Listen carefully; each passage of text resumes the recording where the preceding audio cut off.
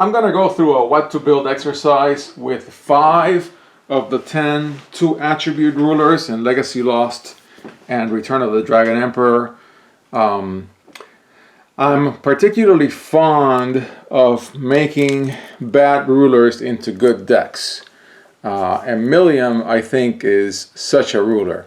Now, I have the stone that goes with Millium, so let me read Millium and see and show you guys and girls why I think, yeah, it's going to take a lot of work to make a Millium deck without making it not a Millium deck that happens to have Millium.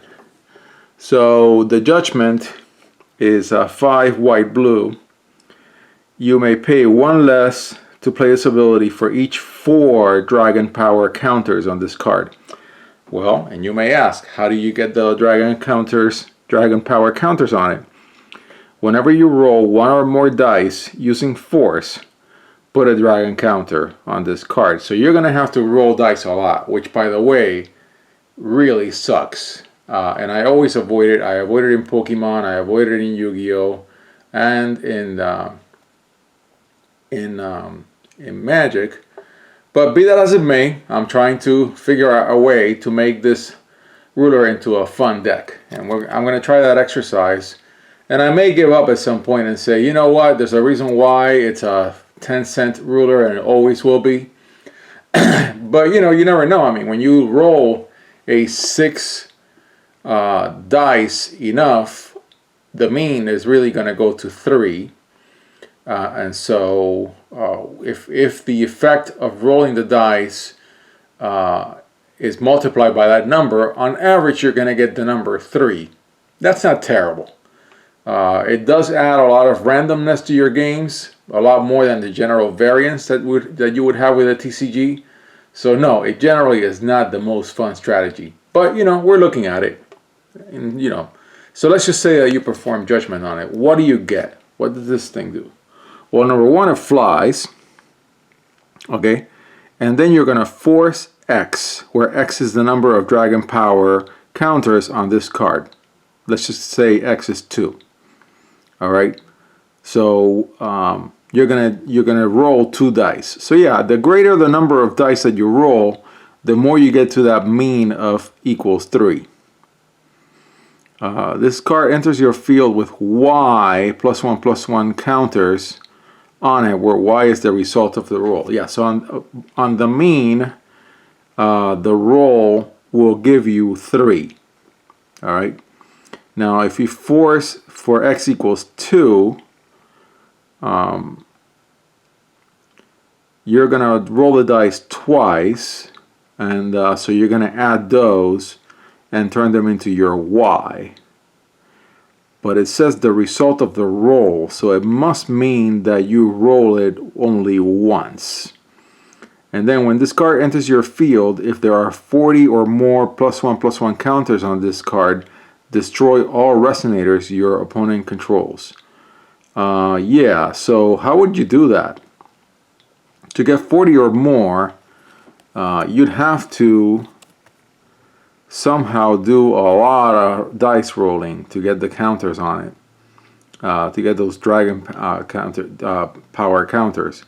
Now it's 4 counters for 1, so you need to have like 20 and white blue, and then you only need to white blue. So yeah, I'll have to go into the rule book and see how force really works. Do you roll the dice multiple times or just once?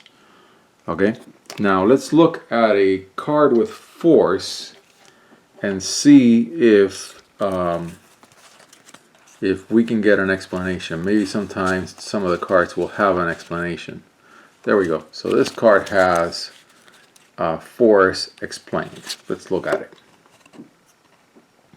Whenever this card attacks force 1, roll a die. So force 1 is roll a die once. Do we have anything that has force and is greater than 1?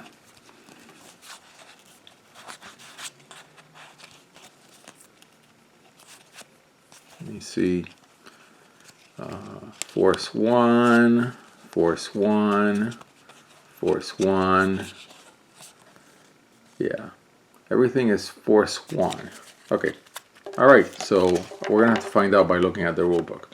Either way, so it's really, you go into your Lapis batch of cards and you look for things with Force 1. Now, I did not explain that what I've done is taken all 10 two-color pair cards and paired them up into pairs of pairs. Yeah, pairs of pairs.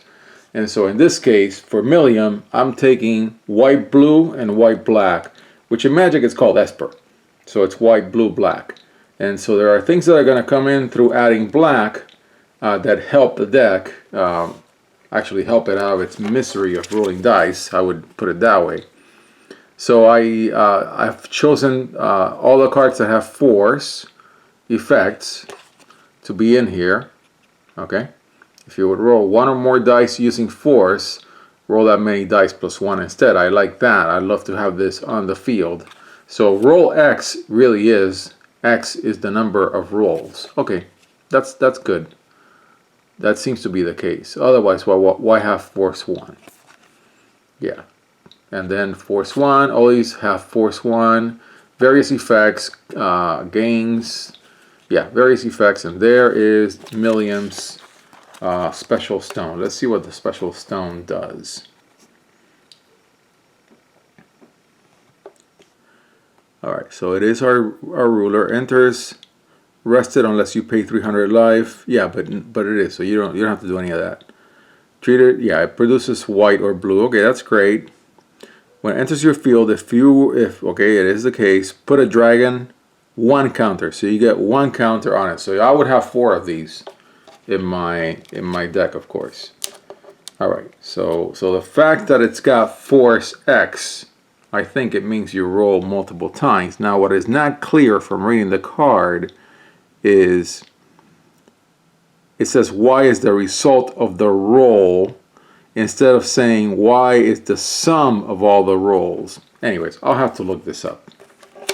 But if it wants you to have so many counters, I'm gonna say the only way to get there is by adding the sum of the rolls.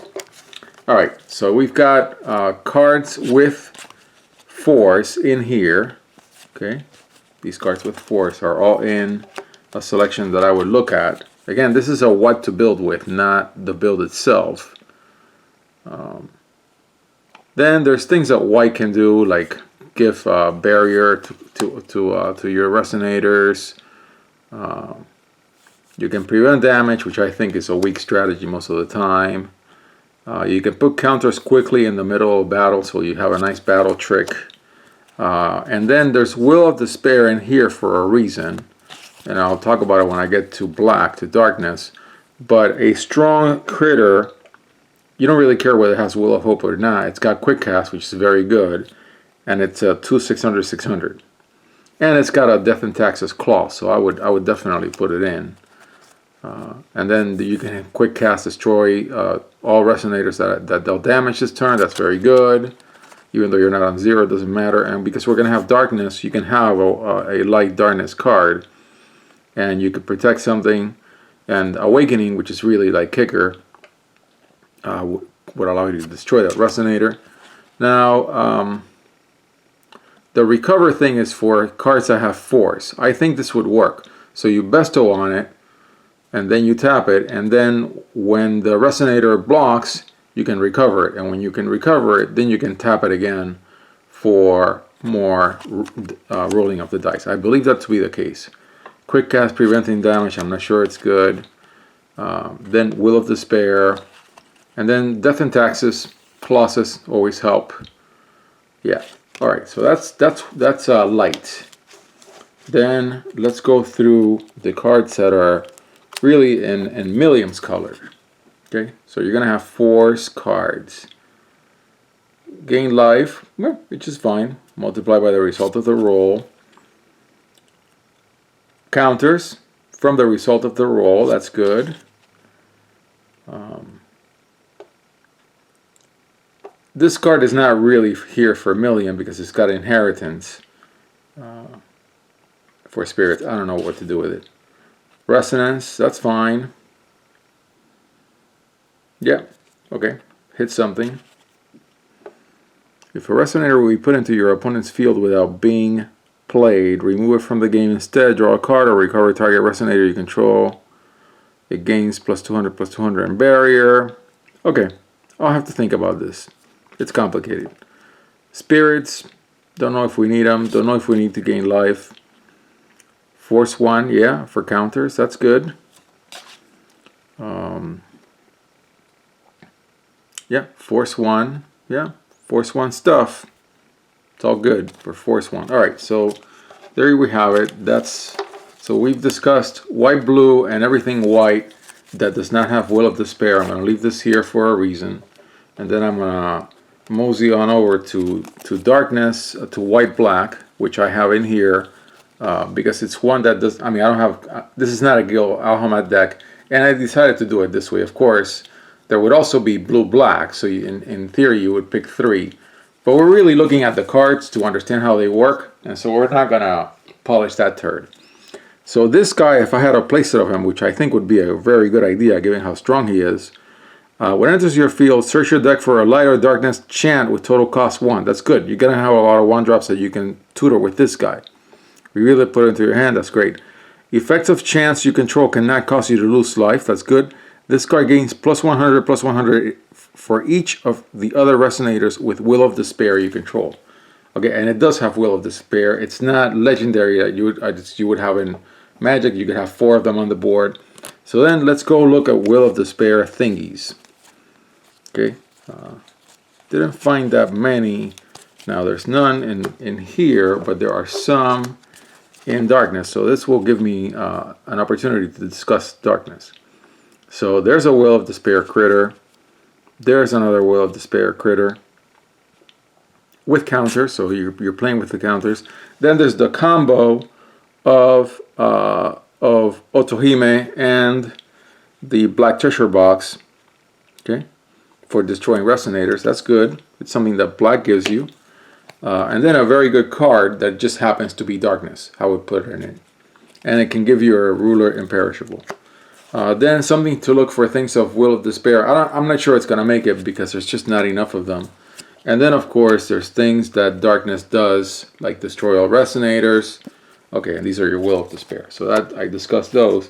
And then because you're in water and darkness, you can do some mana dorking that this block enables. There it is. Had to be at the bottom. And so these you would consider to put in the deck because these are really just mana, access to mana. And one is a 1-drop. That's really nice. And so these are good. I would put them in. All right. Then if I discuss all the light darkness cards, good stuff. Some of it is going to be really good. Some of it is not going to be that great. +700, -700. Yeah, it's a 100, 800, so it would go, it become 800, 100. That's really interesting. Whenever a resonator is put into a graveyard, remove that card from the game, then turn it into a 500, 500. Interesting stuff. Things you can do with resonance, it's a common. Flying, you're going to need some flyers. So there you have it. There's a flyer in white, black. Quick cast, you're going to need quick cast in the counters game. That's great. Put 5 +1/+1 counters, or give something -500, 500. Very good options. Wipe out all the little dudes. Destroy a non. This would be called a non-land permanent in Magic. Deal damage. So you have a little bit of a toolkit available once you bring in light darkness and turn this deck into a 3-color deck, which of course with your a nice set of stones you can do. And then I'm not sure if you can play the game of looking for Will of Despair cards, but there is one in light. Okay, and you pay life and you deal damage. That's not bad. And then of course you also have access to the water toolkit, returning things to the hand. Yeah, returning, locking down, scrying. So look at the top of your deck and do something with it. You have some Will of Despair also in blue. You can do quick cast. You can draw. Yeah, you can look at your opponent's hand. Then this card's pretty good. I'll discuss it at some other point. Draw cards. So just basically your blue toolkit, of course. Super broken Captain Hook. You can recover for more dice shenanigans. You can have some force in water. And I would put this card at limited, because in this cube, even though this card is banned in Wanderer, in this cube I can put one of it. I'll call them limited. So there you have it. That's a Millium, what to build. And what I'm going to do is take all the cards that made the look through, all these, and just put them in a pile and keep them in a pile, and then discuss them further and winnow them down later on. So there is Millium.